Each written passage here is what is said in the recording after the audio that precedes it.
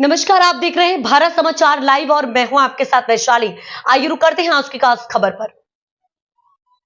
अब्दासा तालुका के छोटे से गांव टंबो का एक बच्चा जिसने अपने और अपने माता पिता की मेहनत से सीआरपीएफ की मुश्किल ट्रेनिंग पूरी की, घर लौटने पर गांव वालों ने उसे शानदार स्वागत किया।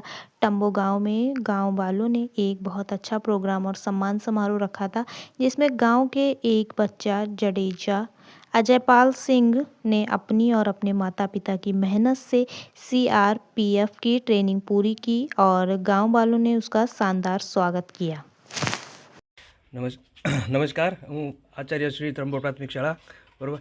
આજે કહેતા ગર્વ અનુભવાય છે કે અમારા નાનકડા એવા ગામમાંથી ત્રંબો જે 250થી 300 માણસોની જે વસ્તી છે એ ગામમાંથી આર્મી સીઆઈએસએફમાં ટ્રેનિંગ લઈ અને અજયપાલસિંહ જોરુભા જાડેજા જે પોતાના વતન ત્રંબોમાં પાછા ફર્યા છે, એમણે પોતાનો જે સમય છે, પોતાનો જે મહેનત છે દેશ સેવા માટે આપી છે. એમના માટે અમે ગામ લોકો તો ગર્વ અનુભવીએ છીએ, પણ અમારી શાળામાંથી ભણી ગણીને જે છોકરો આગળ આવીને અત્યારે દેશકાજ માટે દેશ સેવા માટે જોડાઈને ગામનું નામ રોશન કર્યું છે, સાથે સાથે ત્રંબો શાળા પરિવારનું નામ પણ રોશન કર્યું છે.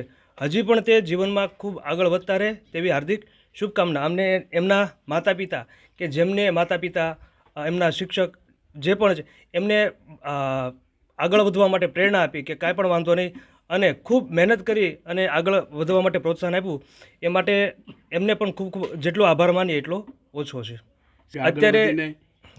અત્યારે આ આપણે એમનું સન્માન કર્યું ગામ લોકોએ, બરાબર છે, તો અમે બાળકોને લાવ્યા દેખાડવા માટે કે એમને જોઈને બાળકો પણ પ્રેરણા લે અને દેશ સેવાના સીઆઈએસએફ, બીએસએફ, આર્મી, પોલીસ કે શિક્ષક કોઈ પણ સેવામાં, સરકારી સેવામાં જોડાઈને પોતાનો સમય છે, પોતાની સેવા છે એ માટે પ્રેરણા થાય, એ માટે અમે ગામના બાળકોને પણ બતાવવા માટે લાવ્યા હતા. મારું નામ જાડેજા અજયપાલસિંહ જોરુભા. હું હાલ અત્યારે સીઆરપીએફમાં ટ્રેનિંગ પૂરી કરીને મારા વતને આવ્યો છું. મારું નાનપણથી જ સપનું હતું કે હું આર્મી જોઈન કરું, ફૌજ ડિફેન્સ જોઈન કરું, એવું સપનું હતું મારું.